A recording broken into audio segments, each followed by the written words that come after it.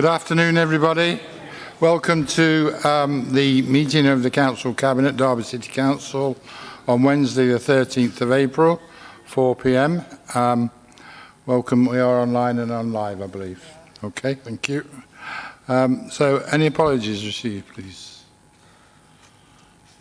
Nope, no apologies. Late items. There are two additional items to item 8 in relation to Children and Young People Scrutiny Board's recommendations stroke minutes, which I'll take alongside item 8, and I think Councillor Williams will deal with. Receipt of petitions, there are none. Identification of urgent items to which call-in will not apply, there are none. Declarations of interest, please. Just to say, in relation to item 13, having discussed the matter with the monitoring officer, I intend to withdraw for this item on the basis that in order to avoid a potential conflict of interest because of my role as a trustee of the Derby and Sandy Acre Canal Trust. So I'll be withdrawing for that item. Any other declarations of interest? Councillor Graves? No, he's not here. He's not here, so he can't declare any interest. Minutes of the meeting held on the 9th of March, which I have and I've reviewed and they're okay. Can they be agreed and seconded, please? Thank you. Moving straight on then to item 7, the recommendations of the Exec Scrutiny Board, which I have here, and as tradition has started to hold, I'll deal with them at each particular item on the agenda, if that's okay with everybody else. So we can move straight on to item 8, the minute extract from the Children and Young People's Board. And this is where we've got two additional ones, which the papers for which have been circulated today. Yvonne, are you going to deal with these, or? Yeah, I don't think the chair of the Scrutiny Board is here, so if I may, Chair, deal with those. Thank you. That's okay, I'll take them in order as printed. So the first one is, thank you, 43 to 21, work of the virtual school for looked after children. And the recommendations from the board were 1, to note the report and presentation, and 2, to recommend that Cabinet ensures that appropriate systems are in place to track and monitor children and young people within the virtual school remit to help identify arising issues and inform future planning.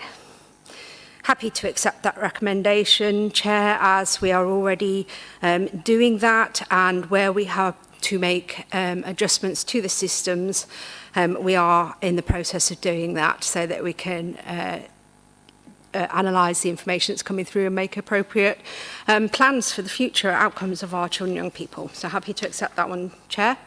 Thank you. Any comments, questions on that one before we agree that? We'll agree them all at the end, but we'll deal with them as we go along. Next one, Yvonne. Okay, the next one is 4421, Early Help Annual Report 2020-21. And the board resolved to 1, note the report and presentation, 2, to thank the early help team for their hard work and dedication, and amen to that. 3, to urge Cabinet to be vigilant that the reduction in scope and capacity of the early help team does not lead to consequent budgetary pressures in the future. The board urged Cabinet to ensure the funding and sustainability of the early help team. Chair, I'm happy to accept that because all the urges in the world would not urge me anymore to do what I need to do for our early help team to make sure that they deliver what our children and young people deserve in this city. And whilst ever I'm Cabinet member, I shall ensure that happens. So happy to accept those recommendations, Chair. Thank you. More support for the excellent work of our early intervention team. Any questions, comments? No? Moving on then. Okay, the next item then, Chair, is 5321, COVID remote learning update. This is one of the ones, yes. late items. It is. There's 2. Okay, thank you. Okay, and the recommendations were: number 1, to note and report the presentation, and 2, to recommend that Cabinet ensures that they are reaching and closing the digital divide for disadvantaged children and young people from low-income families who receive education other than at school, are home educated, or go to school out of area. And again, I'm happy to accept this recommendation. As was explained during the meeting by the director, there are already plans in place to work with those children that are no longer in our schools, and to make sure that they have the appropriate funding. All of you will know that I'm also working very closely with the Poverty and Truth Commission to make sure that the digital divide within the city is closed as much as we can. There's some great work going on. So again, I'm really happy to make sure that this is done, because it's already being done, as the director indicated during the presentation. So again, happy to receive that recommendation. Thank you. Any questions, comments? Yes. Councillor Skelton. Thank you. I'm glad to see that these these minutes extracts from the late March meeting of COIP have now managed to get onto the agenda. So thank you for that. With regard to the second one about closing the digital divide, there have been instances, certainly we've had with casework, of families contacting us saying that, people that are educated other than at school or are home educated at the moment or go out of area to school have not been caught up within this, being able to get laptops and things like that. So I'm glad now that that is being recognised and it's being dealt with. Thank you. I think I can recall Councillor Williams saying that all those have been resolved if there were issues in the first place, yeah? Those that we know about, definitely, and as said and stated in the actual meeting, the director and the council are working on this issue and making sure that we resolve the issues where we can. Okay, so one last one, I think, 5421. Yep, thank you very much, Chair. Item 5421, send funding capital consultation update.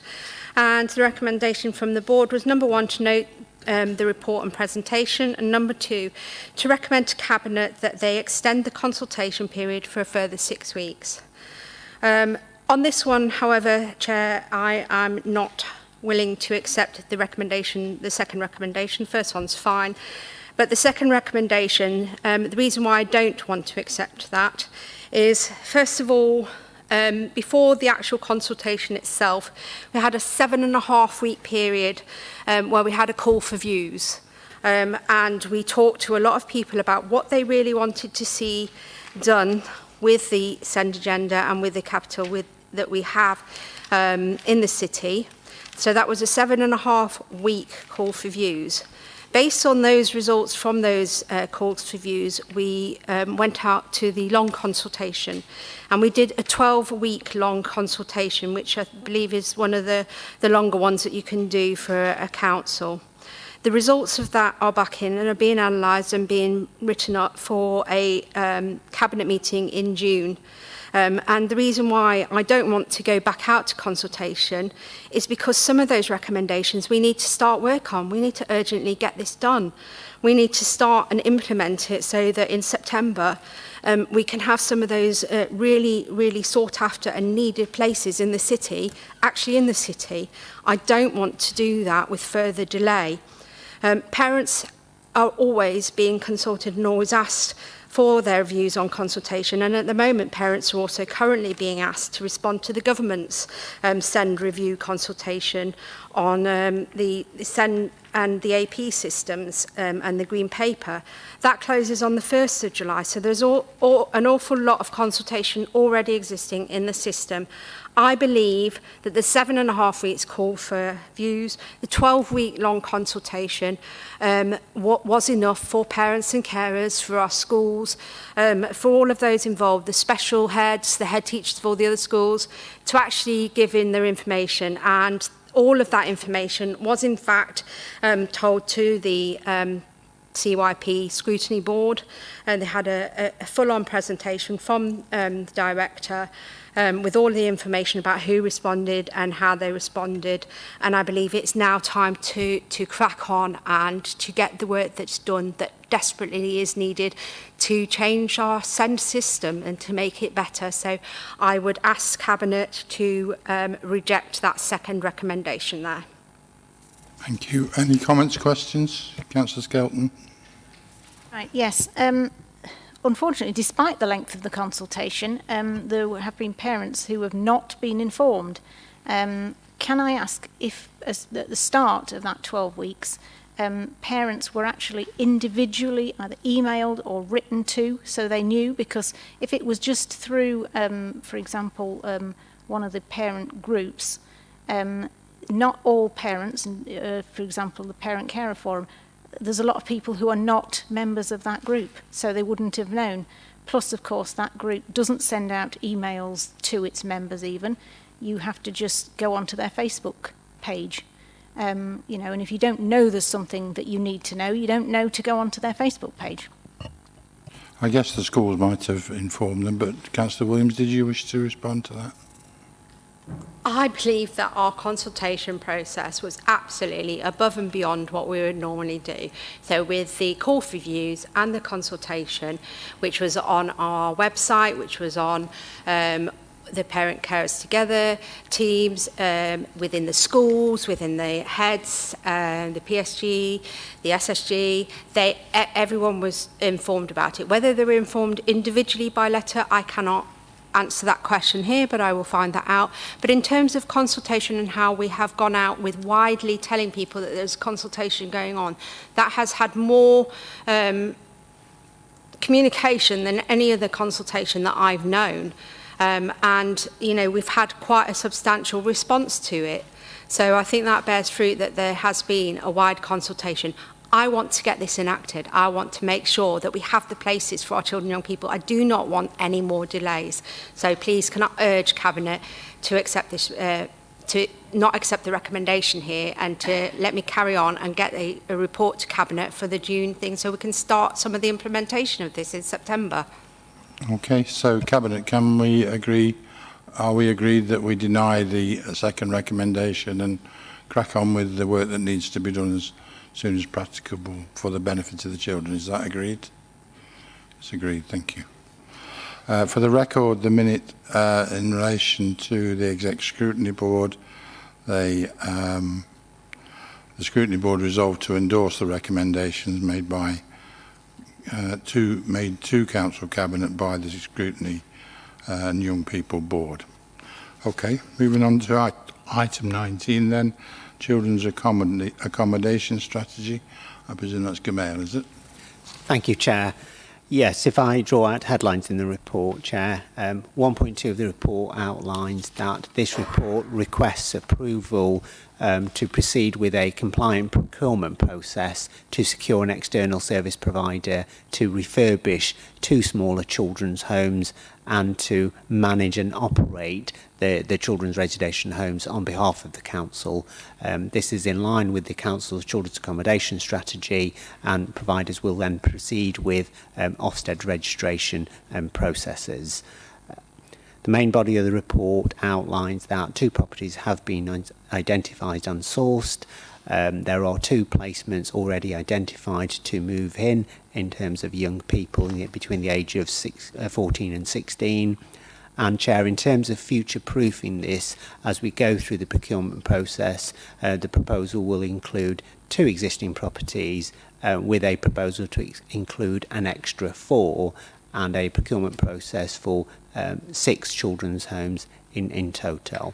And that process is likely to take up until about January 2023 for mobilisation, Chair. And the recommendations are outlined in this report. Happy to take any questions. Okay, Councillor Williams, your portfolio, anything to add? Thank you. Gamal summed it up perfectly. Thank you. Thank you. Any comments, questions? In that case, Exec Scrutiny resolved to note the report. We have recommendations 2.1 to 2.5. Can they be agreed? Agreed, thank you. Item 10 then, the Capital Schools Programme 22-23. Gamal again. Thank you, Chair. This report outlines the Council Schools Capital Programme for the maintenance of schools for which the Council is responsible. The Department for Education has now allocated the maintenance funding of 3.1 million, and priority schemes have been identified which are outlined in 4.4, primarily around maintenance schemes with mechanical roof works, window replacements, fire precaution work and external works. The appendice in the report outlines the proposed projects. The report also outlines updating the capital programme from where final Section 106 agreements for the proposed new school at the Baltimore housing development for a primary school and other updates to the capital programme. Happy to take any questions, Chair. Thank you. There was a recommendation from Exec Scrutiny to say, to the effect that the Scrutiny Board resolved to recommend to Council Cabinet that it asks all schools' governing bodies and academy trusts, as appropriate, to consider how their schools can become zero carbon by 2035, including developing plans for their buildings, travel and other activities. Gamal or Councillor Williams, did you want to comment on that? I guess he might have something to add. By all means, good idea. If I'm invited, no, I have nothing further to add, Chair. Oh, sugar. In that case, I will. Because for me, I'm a bit disappointed with this. And I really wish people would have a look into how our systems operate and what we are responsible for, what the DFE are responsible for, what the MATs are responsible for.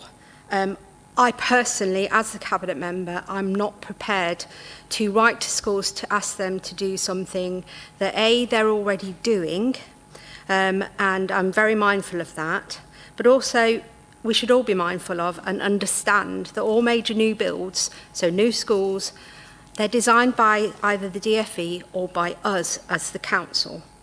So suggesting that we write to schools asking them to do that, I'm not going to do that. I'm happy if the Chair of Scrutiny would like to do that, because that's up to him. But I already know that they're doing that. I already know that we are carrying out our responsibilities there. I'm not going to write to somebody to ask them to do something that they don't have a responsibility for. I'm not going to make myself look stupid like that. If the Chair of Scrutiny or indeed the chairs of other scrutiny commissions want to do that, that's up to them. I do not want to do that. So I would reject that recommendation. Well, it perhaps would have helped if we'd been advised of that last night. That was already happening. I think that may have prevented the need for members of my committee putting this forward. So perhaps if we're given that information, then members of my committee, can actually think about it. So that would be helpful. I think, Councillor Repton, it's well known that we've committed to do in everything we do to work towards that target and consider carbon issues, carbon neutrality issues in everything we do, in every report we put forward. But in this circumstances, as Councillor Williams describes it, as unnecessary and not really appropriate in the circumstances in relation to the arrangements between the schools and the cities as they stand. So, any other comments? Councillor Skelton? Just looking through some of the work to be done, I noted a number of boiler replacements, but we're still doing it with gas boilers. We obviously do have summer 2019 we made the full council declared a climate emergency. Is there or was there any alternatives looked at as a way of heating these schools? I'm preempting the explanation, but Gamal, I would assume that in every circumstances in terms of gas boilers, we would consider the options and a greener option if it's practical and possible. Thank you, Chair. That's right. There would be consideration given where it's possible to do so in relation to boilers clearly being fitted in old systems and schools. And Chair, just to outline, 9.1 of the report does outline that latest guidance, build regulations, and also in relation to CO2 emission would be considered as part of schemes. But Chair, you make the point, it may not always be possible in relation to historic systems, but technical advisors will advise ourselves and our colleagues in property services on how best to take that forward. Thank you. Any other comments, questions? In that case, we have recommendations 2.1 to 2.6. Can they be agreed? Thank you. Moving on to item 11 then, we will be having a look at developing the city tourism offer. Okay. Thank you, Chairman. I'll just take this briefly for Cabinet. The report considers the city's tourism approach in light of the national review commissioned by Secretary of State for DCMS in government, the so-called Dubois Review, which is looking at tourism across the United Kingdom and taking into account the implications of that review potentially for Derby City. So the report scopes that a potential direction of travel, taking into account that review and the likely considerations of that review, aligning it with our ambition to reposition the city, to reinvent, regenerate the city, building on the success of the City of Culture bid and our vision and ambition document about how the city to be an effective, vibrant, exciting city, if you like, in the Peak District and the Derbyshire footprint to attract tourism and obviously visitors more generally.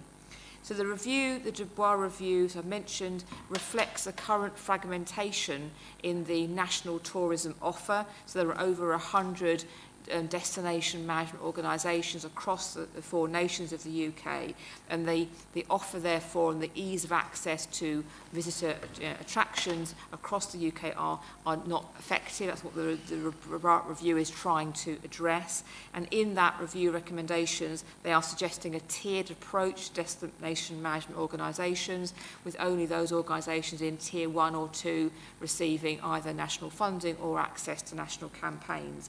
So it's clearly important that the City Council considers how we reorientate, reposition our DMO to fit most effectively in those recommendations, so we are best placed to capture any potential support that there may be once that review is considered by government and implemented.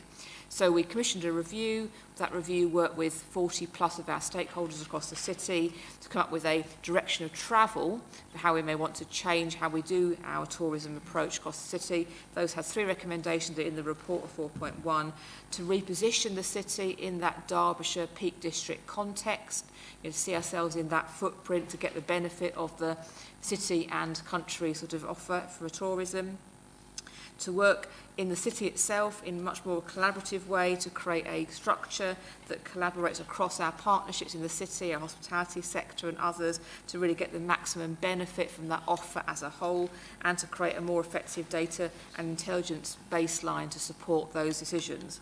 Those things are indicative potential directions of travel for the city and being the best place to capture the outcome of the Dubois Review.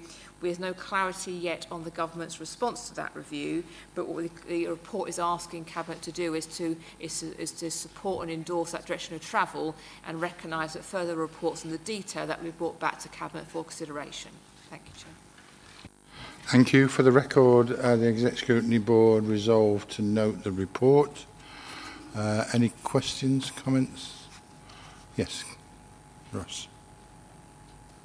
I'd just like to make thank you, Chair. I'd just like to make a point to note that I'm extremely excited about this piece of work. I think it's a fantastic opportunity for the city, a fantastic opportunity for the county.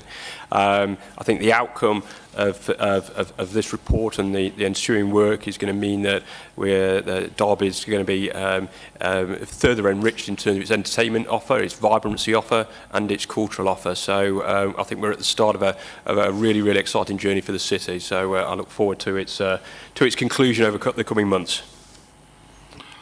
And it's the way forward for the city, the way out of the situation we find ourselves in to boost tourism, leisure and culture in the city. So, absolutely. Recommendation 2.1, can that be agreed? Thank you. Item 12, then the South Derby Growth Zone. I think that's for you, Rachel. Yeah, thank you, Chair.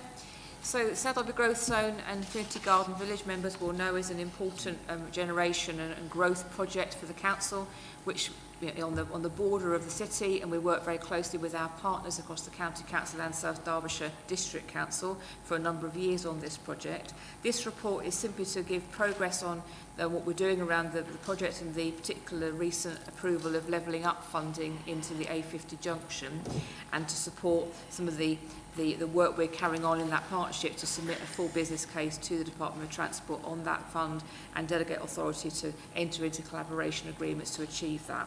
So really very sort of simplistically, we have at the moment a levelling up fund in principle decision from government for £50 million that is the County Council, because the County Council is the accountable body for that funding. It's the road junction will be in the County Council's jurisdiction area. And that is for a new junction on the A50 and Link Road that clearly opens up both the Infinity Garden Village, but also Infinity Park, the iHub, the Infinity Garden Village, and also the Infinity Park, our growth zone, economic growth zone in this vicinity. We have put in place as part of that work around the business case an enhanced governance around joint growth board with the county and South Derbyshire and some private sector partners, and that's really important to have that robustness. Very much supported by the Department of Transport. We get very good indications from them, and this really is just a report to signal that support, particularly for Derbyshire County on that business case submission for that levelling up funding. There are no financial implications for the council. All that funding is external, and we're getting additional revenue funding from the Department of Transport to help on that business case development. So it's an update report really, Cabinet, and with some key delegations in there to make sure we can do that work in partnership with our partners across the police. Thank you. For the record, Exec Scrutiny looked at this last night and resolved to recommend... where are we? Yes. The board recognised the council's success in obtaining £50 million from the Levelling Up Fund for the A50 works, and resolved to recommend to Council Cabinet that in the next round the council submits an application in the category of culture. I'm not sure we're able to make that absolute commitment at the moment because officers are in the process of evaluating the potential bids that we have across the city, but I know that it's extremely likely that we will be submitting a bid in relation to culture in the city, but that decision's not been taken yet, so we can certainly note that suggestion, Councillor Repton, and I'm normally, as a matter of procedure, invited to speak to recommendations, Chair. Have you altered the way that we operate? I was just about to offer you that opportunity. Right. If I can just finish, just to say, that's the situation. I don't think we can accept it as it stands, but we can reassure you that all the options are being considered, and it's extremely likely that one will involve culture. Is there anything you wish to add? Well, perhaps if I'd introduced it, I may have the powers of persuasion. You see, you've already sort of pulled the rug from underneath my feet before I can give you the recommendations of my board. But, I mean, as exciting as a junction is for £50 million, the people of Derby, and I'm sure it will lead to, as we've read in the report, lots of jobs, lots of houses, to the ordinary member of the public, it's not that exciting. And so my committee felt that whilst we welcome this, and I'm sure it will lead to a lot of positive things in the city, we really ought to, in the next round, be looking at culture. Our city centre is dying, like all city centres are dying. We're trying to do what we can, but without real support and effort, it will continue on a downward spiral.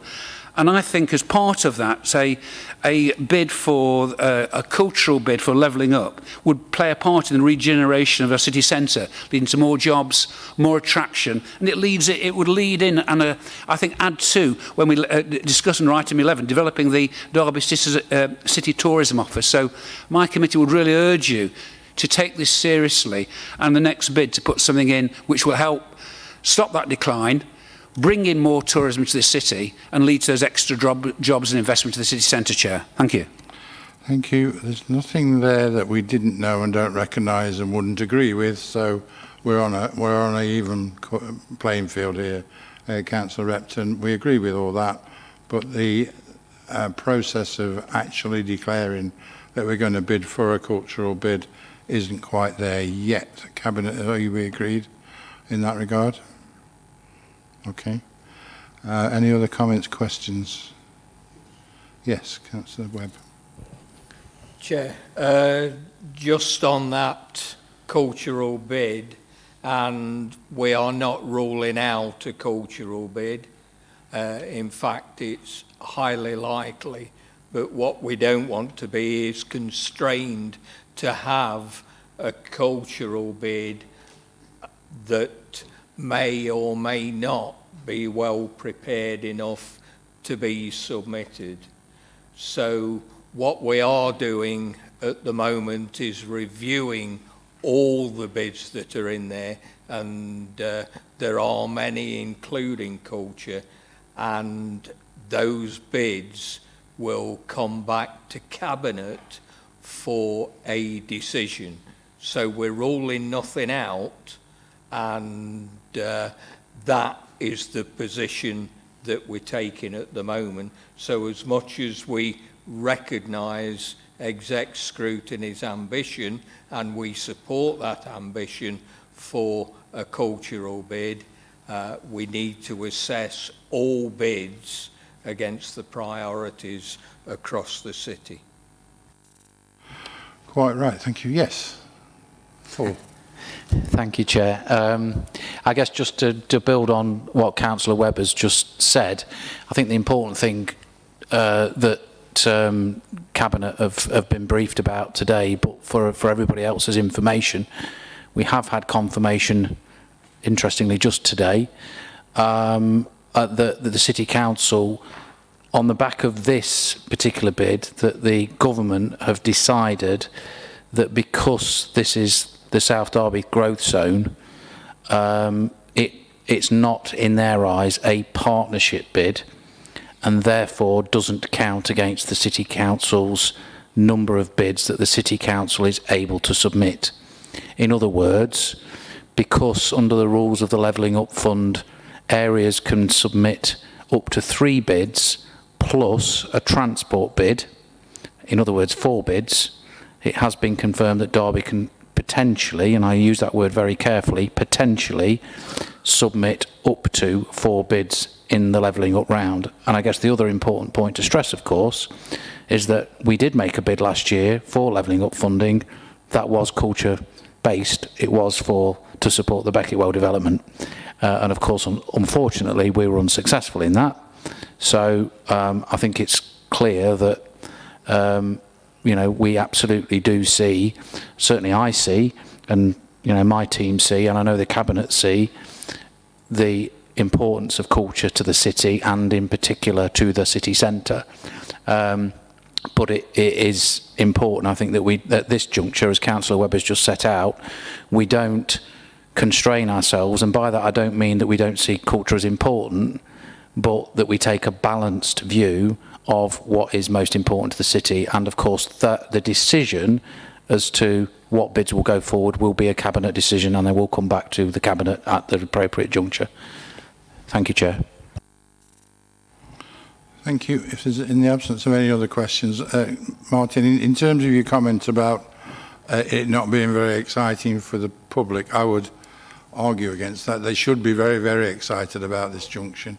Its potential, but its potential for the city in the south of the city is massive in terms of transport and our ability to move around the south of the city, and for it to be the catalyst for massive improvements and business around Infinity Park and the South Derby growth zone. So jobs and money and employment skills, everything. People should be absolutely excited about it. But I take your point in relation to the city centre. We all acknowledge the need there as well. So Cabinet, we have recommendations 2.1 to 2.4, if they can be agreed. Okay, thank you.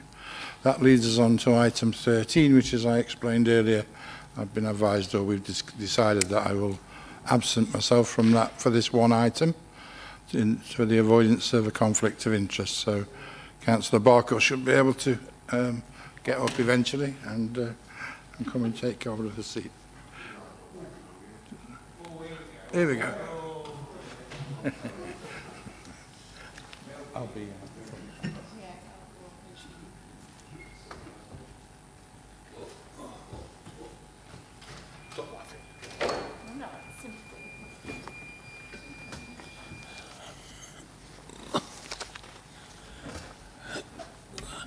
Good afternoon, ladies and gentlemen. For those of you that are watching this webcast, I'm Councillor Mick Barker, the Deputy Leader, and I'm taking this item as the Leader, as you've heard, has declared an interest. So, moving onwards, item 13, riverboat proposals for the River Derwent. Presume, Ms North, you're taking this? Yes, thank you, Chair. So this report is effectively regularising the position about what has been a long-held ambition for the city to re-energise and reignite activity on the River Derwent as part of our plans to regenerate the city as a whole and make the best use of that natural asset in the city. The report is just regularising the position around the support we've been giving as part of our Team Derby approach to the Derby and Sandiacre Canal Trust, who have a vision to place a boat onto the river to take passengers that will really help to create that initial dynamism in that space. We've been working in partnership with them, and our role as a local authority in that space is to ensure safe operation of this, the boat running and the access in and onto the boat, and to make sure that that is done in a safe and effective way for our residents and visitors to use it, and to make sure that it is navigable. The project has been elevated into a sport space around governance, so we've got some real clarity about that, and all of the funding arranged in this project is in existing budget or has been used for external sources. So funding has been achieved through the local enterprise partnership and through additional restrictions grant to supply some of that capital funding, and we're now just regularising in our existing capital programme for infrastructure and for supporting obviously our public realm some of those funds inside the council's existing budgets, reprioritising those to make sure we've got the access to support this project. It signals the Council's commitment to progressing activity on the riverside and in the river itself, and that overall ambition around using that natural asset.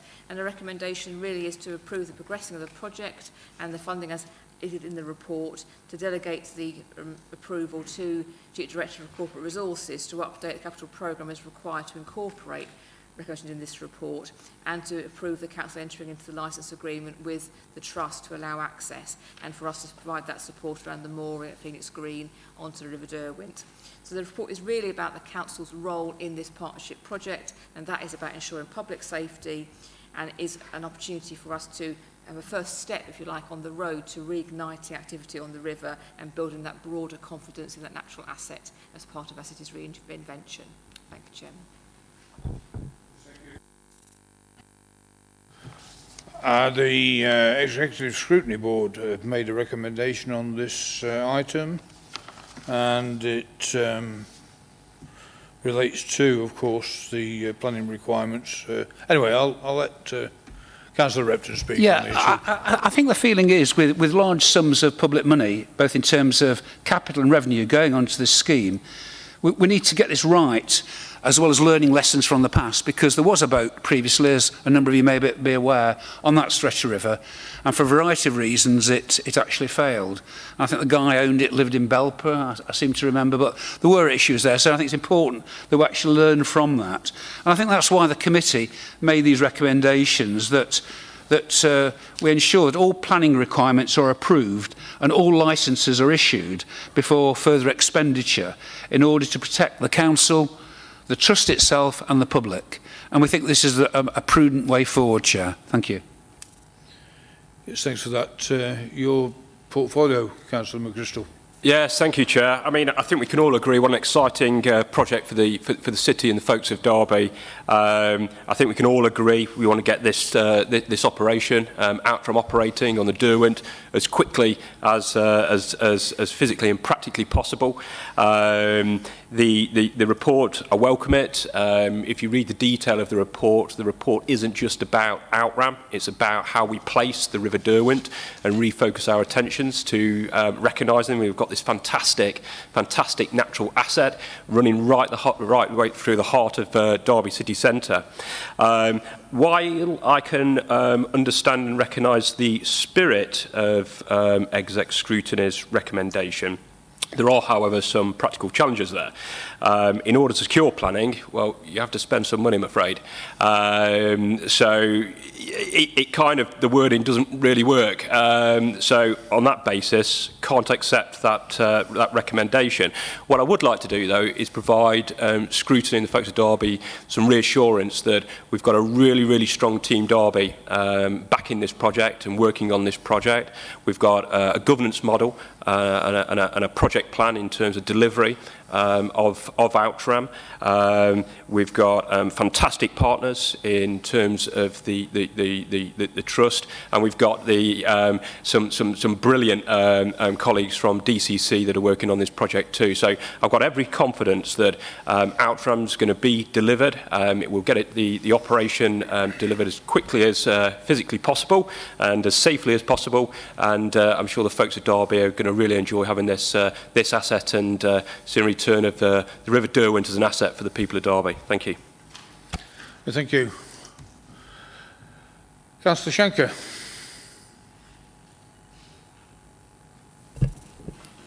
Thank you, Councillor Barker. Let me first also thank and applaud the Derbyshire and Sandy Acre Canal Trust for their enthusiasm, innovation, expertise and commitment to help the city in what is a well-intended, I think, and I agree with Councillor McChrystal, exciting offer here in the city. Let's also thank the report author and his team who have been tasked to try and sort out this, what can only be described as a really badly governed project, and restore some credibility around it. Let's also be clear that the blame for the costs spiralling out of control, not being properly authorised, we've already heard the intention of this report is to regularise something, which then points to the fact it's unregularised at the moment. Interestingly, them words aren't referred to in the recommendations or the reason of the report. They seem to just have been added now. There's no doubt that this report, if it exists, fails the baggy test. Totally the fault of this administration. Allegedly open and transparent, pet project pursuing at any cost. It's just proven again, Chair, and I don't like saying this because it has an impact on the whole of the council, just how incompetent at managing projects this Tory administration is. The level of deceit is truly worrying. And before I get interrupted by yourself or the monitoring officer, please bear with me and let me just have a few minutes to explain why I confidently and accurately make these claims. November 18, £55,000 was sanctioned and authorised. For this, a Cabinet member meeting in August 19, a further £23,000 was authorised. And it's really important to note here, no further formal authorisations on spends to date have occurred, and that's fact. Also worth pointing out here, the total of that 55 and 23, plus a small amount of council contribution outside, which was subject to the match funding, about £81,000 in total, it's worth noting, is the total sum the Derbyshire and Sandy Acre Canal Trust has received in this project, not anything like the £370,000 where we seem to be heading now.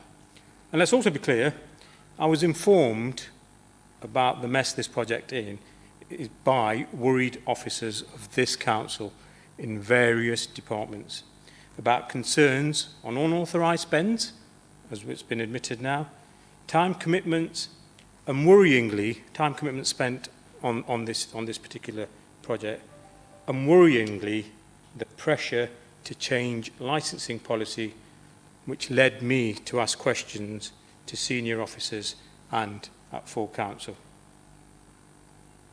Where denials on the licensing issue are falsely made. Councillor McChrystal will remember that. I'm sure he'll come back in and comment. Let's just park that for a moment and I'll come back to that. The report at 7.1 states that £185,668 has been already committed. Worryingly, or worrying, isn't it, should I say, when I've already accurately stated that £78,000 is the authorised amount for this project. How's that happened in an open and transparent environment? 7.2, Chair, estimates that a further £152,000 of capital and £30,000 worth of revenue costs will needed to be incurred during this financial year. In fact, in the coming weeks, to get Outram operational by the planned date we look forward to in July this year. I find this incredible, as this report was released when? Last Tuesday, the 5th of April? 5th of April. 5 days into a new financial year, and we're asking for almost £200,000 in new money and covering the unauthorised spend between the sanctioned 78 and 185 spent already. So circa £300,000 more than the authorised amount, 5 days into a new financial year. It's just unbelievable. Why can't we plan? Why do we have these horrendous overspends and then try covering them up? And let's be totally open. And let's be totally open. Chair, if I can finish. I didn't interrupt while Councillor Williams. Councillor Williams was talking. I didn't interrupt, Chair. Chair, could you respond? I'll carry on. And let's be totally open. An authorised budget of £78,000. This report represents a 500% overspend. Shocking incompetence. No wonder Councillor Williams getting riled. What else do we know?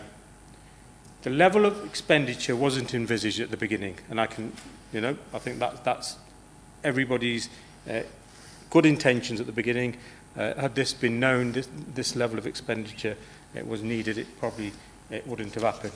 But that just indicates to poor scoping at the outset. Exciting as it is, this project fulfils no statutory duty on the council. Councillor Poulter, who's declared an interest and left the room, has key responsibility here, not only as a trustee of the Derbyshire and Sandiacre Canal Trust, but also as leader of this council.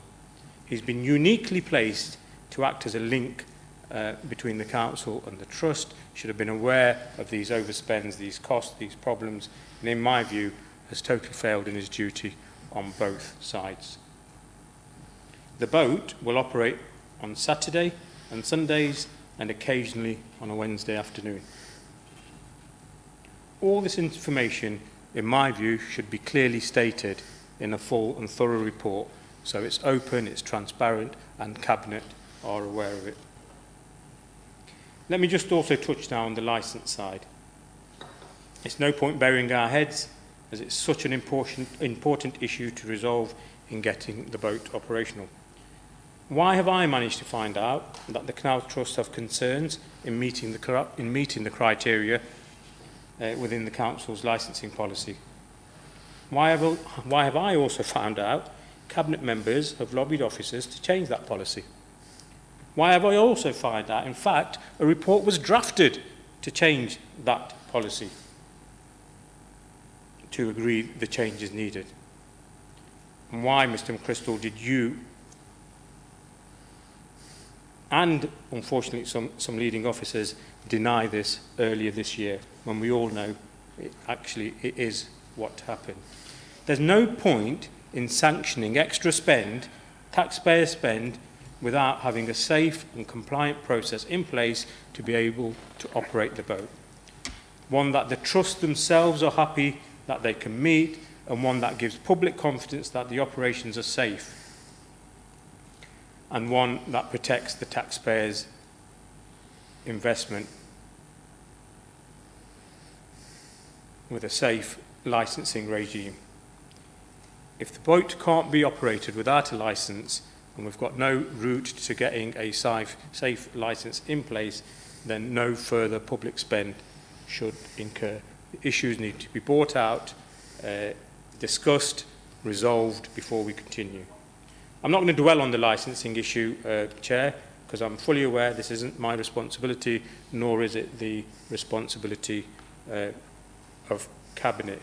It's for the licensing committee in their role. But fundamentally, I understand that the risk mitigation as far as the trust is concerned is via the design of the boat, the speed it operates, and the fact that there'll always be 2 operators on board. The Council's views around the fitness and suitability of the operators involved causes the Trust's concern with the volunteers who would operate it. Again, not for me to say whether this is right or wrong and what's acceptable, it's a licensing matter. But what I would say is we need a safe and transparent route through this mess, not Cabinet members lobbying senior officers and applying pressure. So again, saying, let's be quiet, let's get the money approved, let's get the money sanctioned, and then we'll deal with the licensing issue and force a relaxation in policy isn't ethical, it isn't the right way to doing business and conducting business of this council. Let's get all the obstacles out in the open and devise a safe and workable solution. The project is a mess. This administration isn't learning from its mistakes. The way the Padley issue was handled, the marquee out on the marketplace, the complications around Dadar. Can you just stick to this? Absolutely. The assembly rooms and the market hall, as you would know, Chair. It doesn't inspire organisations that want to work with the council. It sends the wrong message out to residents that this council has piles of money that can be wasted on pet projects. Enough is enough. Your incompetence in dealing with these projects is breathtaking. I urge you to stop being so wasteful and stop being so casual about it. As a bare minimum, take the exec scrutiny's recommendation, resolve the licensing issues, be completely clear what's needed. Let's make sure there's a workable plan for everybody concerned before we spend any more money on this project. Thank you, Chair. Thank you. First and foremost, I have to reply to some of that content. The report, in actual fact, at 3.1, goes far beyond what you have been pointing out. The report is to support the first step of realising the regeneration potential of the River Derwent in the context of our wider city vision, which is, in actual fact, to bring the river back into the city and not turn our backs on it as we've done over many years. The operation of the riverboat is that first step. To be able to do that, there is, and it's been said by you, fitness, suitability of the craft, etc., and the river itself. It's all part and parcel of being able to successfully, under health and safety rules, which are vast and obviously very important when it comes to licensing, etc. It's all part and parcel of making that river part of Derby's culture, part of Derby's heritage, and part of Derby's leisure facilities. The boat is the first step of it. Of course, expenditure has already been made. Of course, we had to go through a situation where officers have looked at the river, they've looked elsewhere where there are boats, they've looked elsewhere where there are rowing boats, pleasure craft, etc., etc.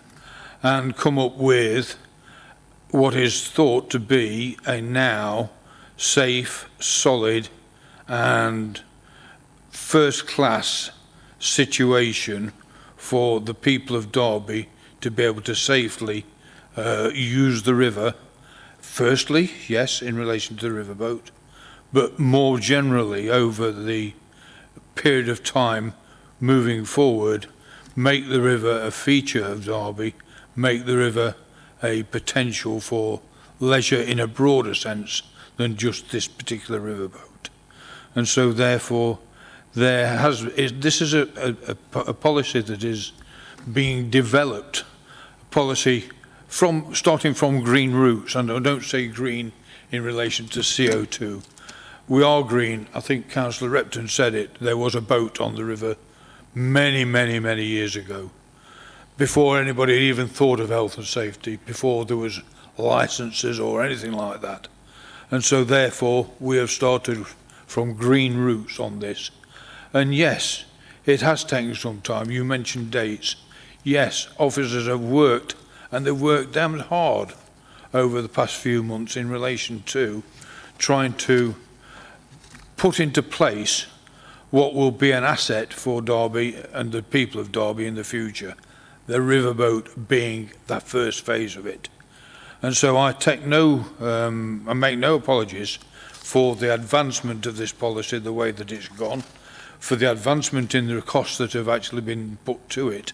For the simple fact is that, as I say, it is necessary to actually ensure not only safety of this boat, not only the moorings for it, but also to ensure the safety of the river banks, etc., to make this an asset that Derby will be proud of in years to come.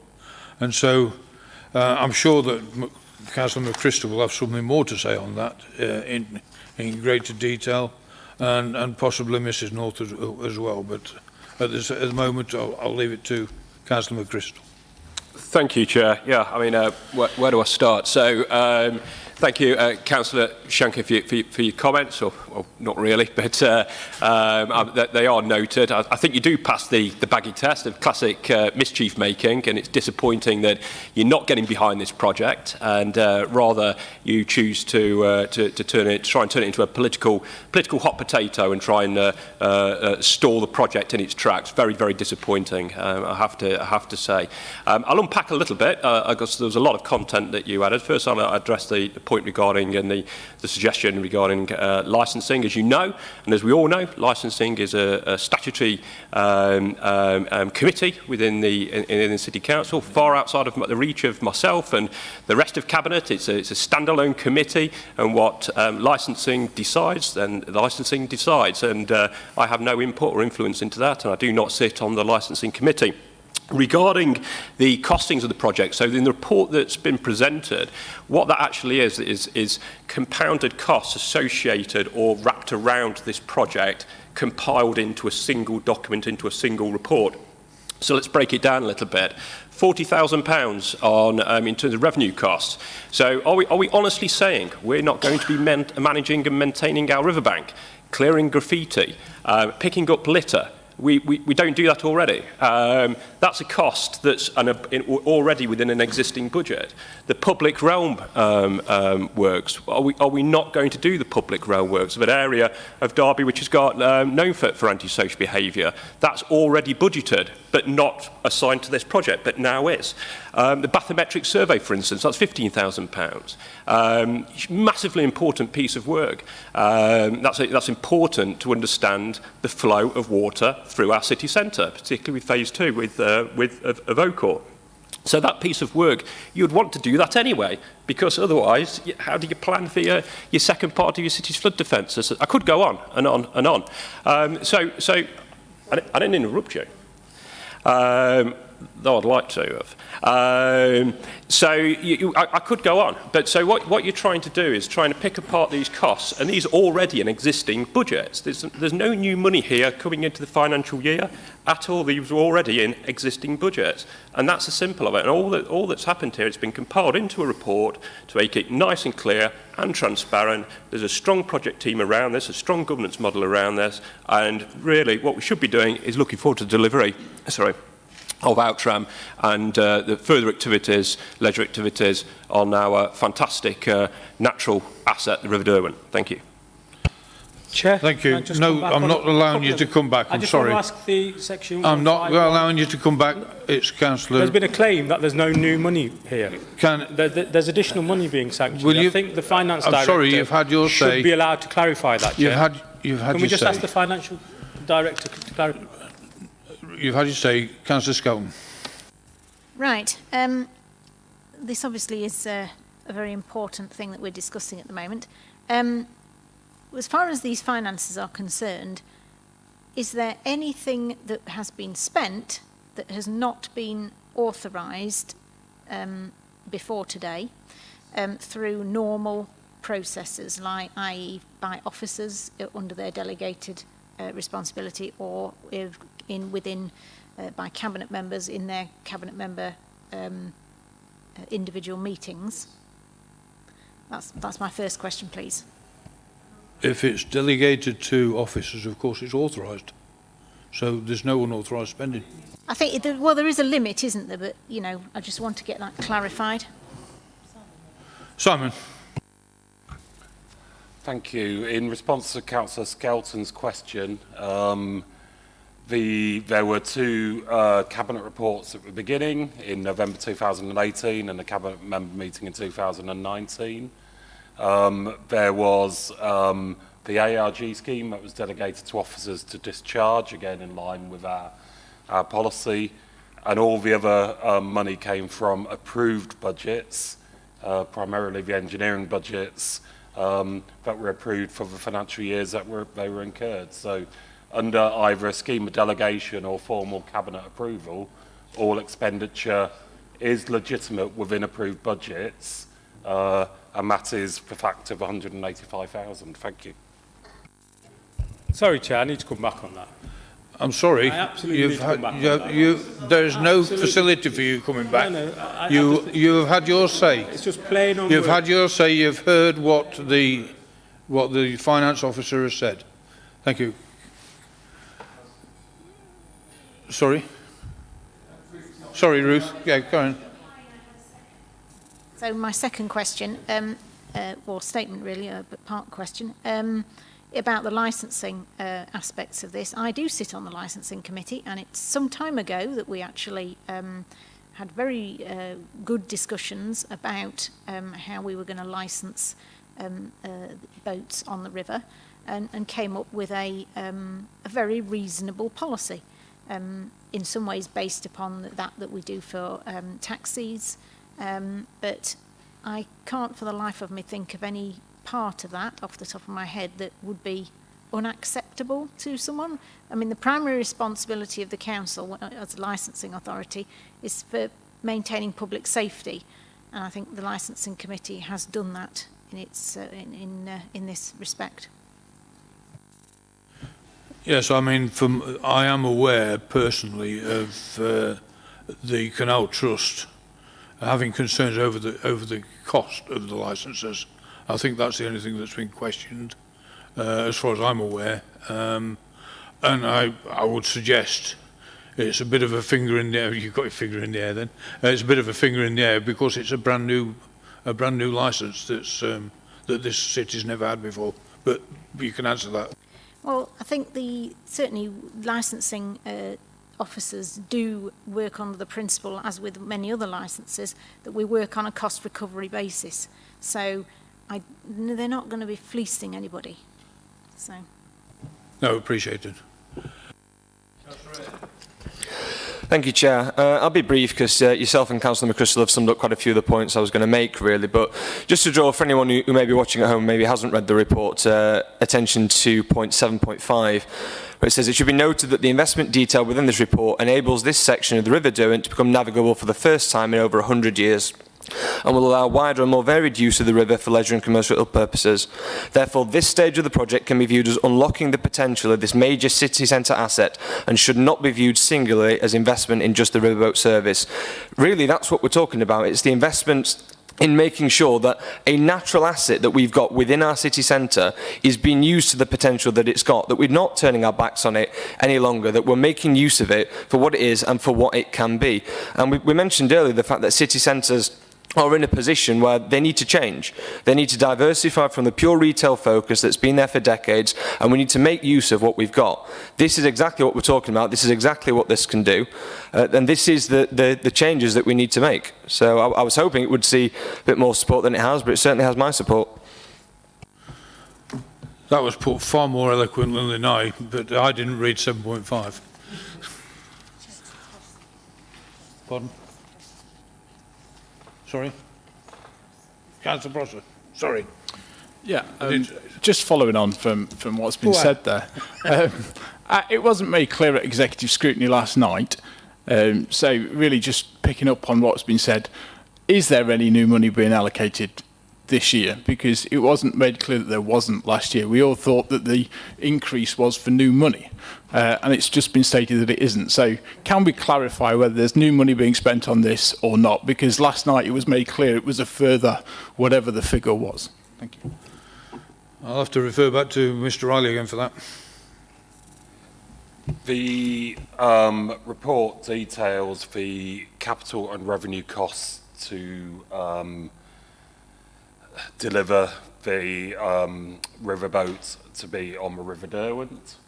It has identified that those costs will need to be met within approved infrastructure and transportation budgets, and also the revenue costs will have to be met within existing budgets that we have, for example, in terms of the parks, public realm, and everything else. The report does detail effectively the cost and where the funding is going to be matched against the cost to bring this project to fruition.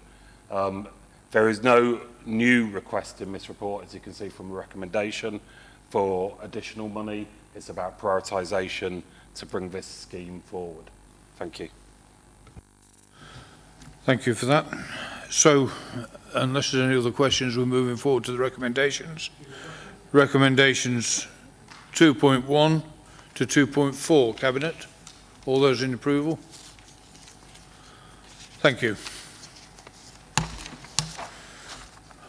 Are we getting the leader back?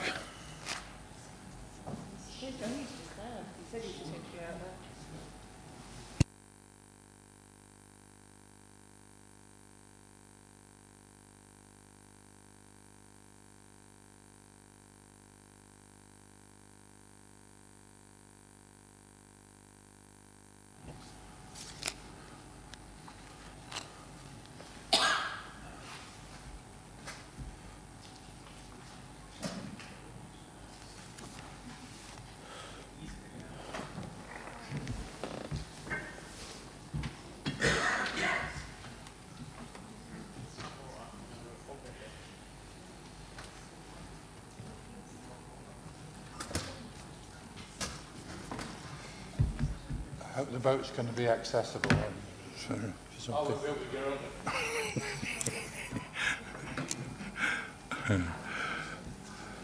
Okay, ladies and gentlemen, thank you. We are on the agenda. We move to item 14, writing off of uncorrectable sundry debts. I guess it'll be Simon. Thank you, Chair. This report is in respect of some write-offs, in respect of sundry debts, which we generally raise £70 million a year, and housing benefit overpayments of 1.5 million. The report details the reasons that debts could be brought forward for write-off, such as the debtor dies, a business is wound up or liquidated or subject to insolvency, or in some cases where the recovery of a debt has become statute barred by the length of time the debt has been outstanding. In the exempt part of the agenda, you have details of the debtor and the reason of the debt, etc. All the debt is covered by the bad debt provision that we assess annually in respect of the age of debts and the potential of recovery, so it will not hit the council's general fund.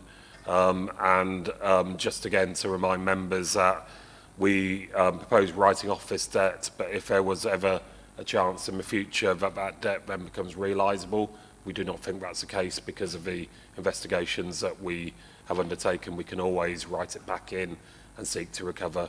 So the recommendation is to write off the debts detailed in Appendix 1 and 2 respectively. Thank you. Thank you. For the record, Exec Scrutiny looked at this last night and resolved to note the report, I believe. Yep. Any questions, comments?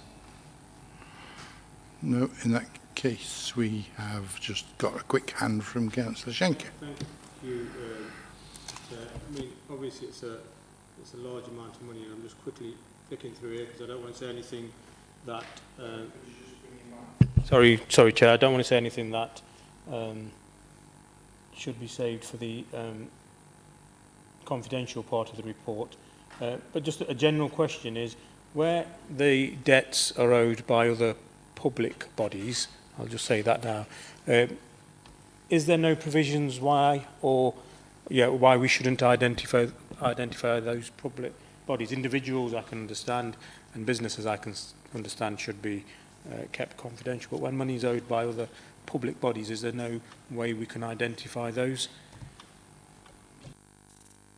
I think I explained at the last Cabinet where this was right off that we give details for members in the exempt appendix.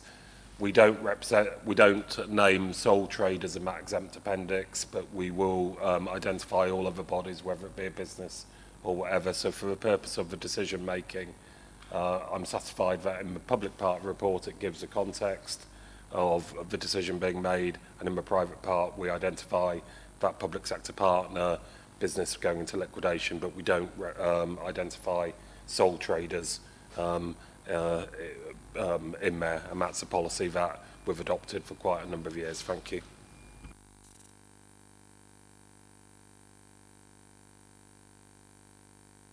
Okay, in that case we have recommendation 2.1. Can that be agreed, Cabinet? Thank you. Moving on then to item 15, compliance and contract and financial procedure rules. Mr. Riley. Okay, thank you, Chair. There's once again a series of decisions to be reached here, and I'll just briefly go through them. The first is in respect of our permanent travellers site in Mowry Park, and it's seeking approval for £70,000 to be added to the capital programme in investing in the perimeter site, fences and everything else. And again, this is about making sure that the Mowry Park is fit for the purpose it's set out for. In terms of the next item, there's the public health substance misuse funding, which is a public health announcement over the next 5 million for the next 3 financial years. You can see again it's pleasing that this links into the new drug strategy from harm to hope, and that the government has given us a forward projection to allow us to sort of commission and rebuild local authority commissioned substance misuse treatment services. So that's seeking approval to accept that. The domestic abuse safe accommodation is about accepting a grant determination of £603,000, and again you can see there the type of commission services that will generate, and some of the conditions in the memorandum of understanding that we will have to sign up for. The following The next item is in respect of future transport zones. I think members will recall this is about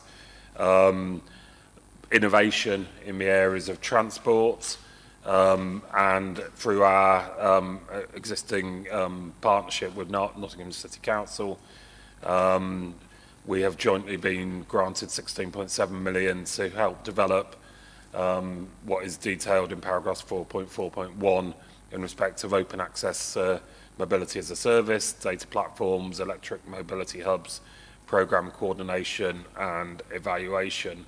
The board who oversees this is proposed to allocate 4.290 million to Derby, and the details are in 4.4.2. This is very much about innovation. Some of these will succeed to much larger projects. Some of these might actually be tested in that live environment and not progress any further. So it's pleasing that the government is effectively backing our modernisation, transformation of future transport, and that Derby was chosen as one of the test beds or live labs for that. All members are aware of the levelling up paper that came out earlier in the year, and the devolution section within the levelling up paper, and there's a request here to carry forward some money to help fund the development of a devolution business case into the current financial year to support that. Moving on, the High Needs Transformation programme. This is about looking at our arrangements for children with special educational needs, and you've already heard earlier about some of the transformation we're doing in terms of provision, but also in developing a framework of support to schools, trajectory management of children's journey through the system, and intervention to help manage future demands to ensure that children have the right response to their needs. This is a huge area arising from the 2014 SEND reforms. A SEND Green Paper was issued recently, which again sets down some useful frameworks around how this might go in the future. And we appointed a partner, Empower, with the support of the Schools Forum and ourselves, to help with our transformation programme.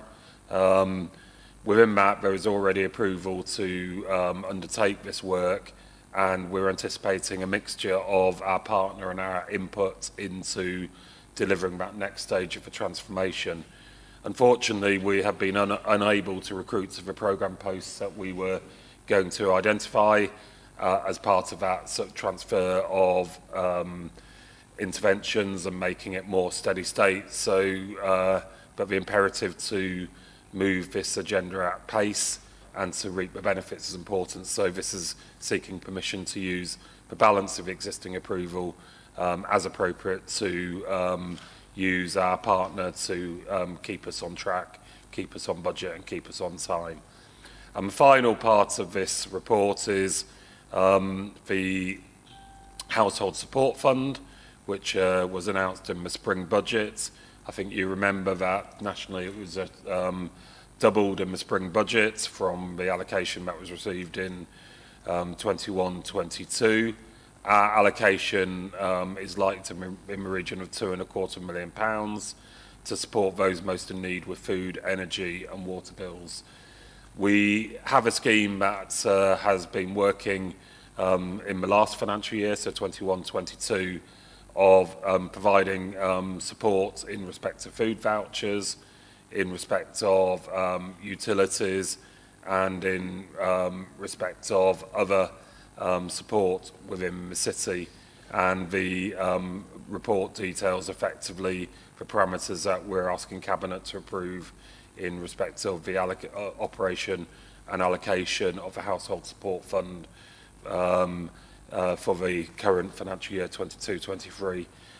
We do think that our proposals will allow us to support more households than we did in the current scheme that has just finished.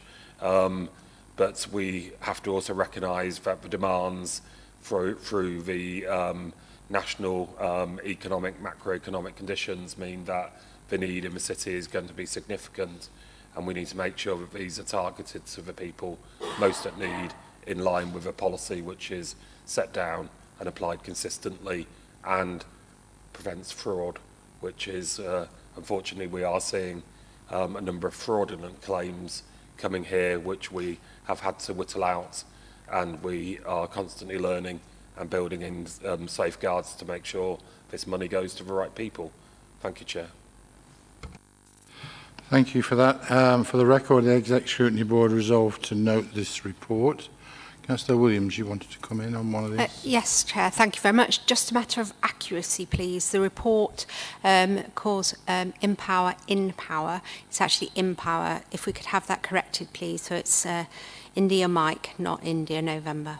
Thank you. Thank you very much. We don't want any confusion. Councillor Webb. Thank you, Chair. It's good to note that the capital programme with regard to Imari Park, the Travellers site, is looking for approval of safety works down there to ensure that residents both on and off-site are protected from some of the animals that are on site, dogs, etc., that require fencing to make sure that they are kept in a safe environment. The Public Health Substance Misuse Grant, really welcome because it is a 3-year grant.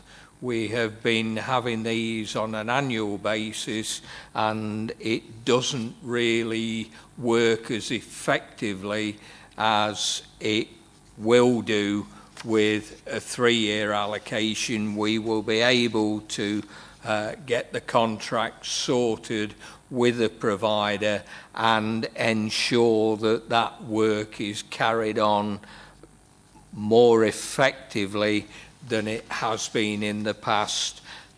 When you have a 3-year contract, then you can plan for improvement. And the Domestic Abuse Safe Accommodation Grant, again welcomed. Again, it's for 4 years, so £500,000 a year for 4 years. This will provide support for families who are survivors of domestic abuse in safe accommodation. But please note, this does not override any of our homelessness acceptance provisions that we are already responsible for. So I can welcome all these and assure Cabinet that the grants going forward for 3 and 4 years will lead to improvements in those services. Thank you. Any other questions? Councillor Skelton. Thank you.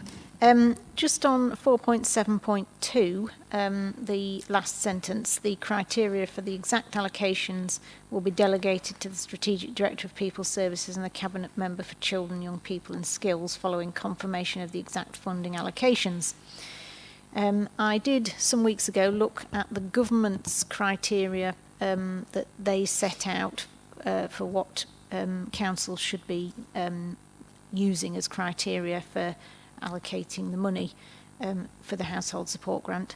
And actually that, what the government had said was actually more generous, less restrictive than what the City Council here was doing. Looking on some other councils' criteria as well, they more followed what the government guidance said. So I would ask that government guidance is looked at carefully this time, because what has happened, obviously, somebody in a neighbouring authority may well be eligible, but if they live here, they're not eligible and the circumstances are the same. So I would urge us to actually take careful note of what the government's criteria says and try our very best to stick to that. Thank you. Thoughts on that, Mr. Riley? We able to note that? I think the government gives discretion to authorities about how to allocate it. The report in 4.7.2, as you highlight, talks about 1/3 will be ring-fenced to support households with children. At least 1/3 will be ring-fenced to support pensioners, with up to 1/3 funding to other households genuinely in need of support. Our current scheme obviously has a bit of a banding around single households and households with a number of children, which seems to achieve a balance of equity here. We also have to recognise that the demand for probably all three pots could be much larger than the allocation that we get from the government. So as we get the exact funding allocation and all the conditions attached to it and all the guidance, our Strategic Director of People Services and in this case the Head of Customer Services will be looking at that and saying, are there requirements to be tweaked in our system?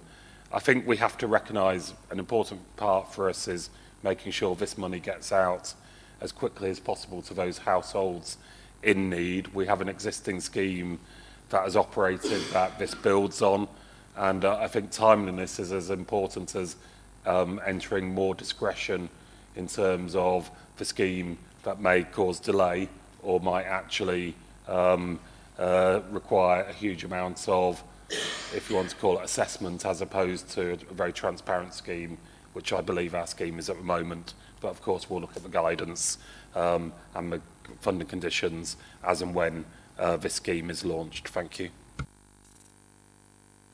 Okay, so in the absence of any other comments, I join Councillor Webb in welcoming the control of the dogs in Imari Park. I think it's been quite rough at times down there for the last few weeks. And it needs sorting out, but there are some very important initiatives and very positive initiatives in this list of items. So thank you for that, Councillor Mr. Riley. Councillor Mr. Riley. Okay, so we have recommendations 2.1 and there's A to K within 2.1. Can they be agreed? Agreed. Thank you very much. Item 16 then is the exclusion of the press and public. I ask that the board resolve to, under section 100A of the Local Government Act 1972, the press and public be excluded from the meeting during discussion of the following item on the grounds that it involves the likely disclosure of exempt information as defined in paragraph 3 of part 1 of schedule 12A of the Act, and that the public interest in maintaining the exemption outweighs the public interest in disclosing the information.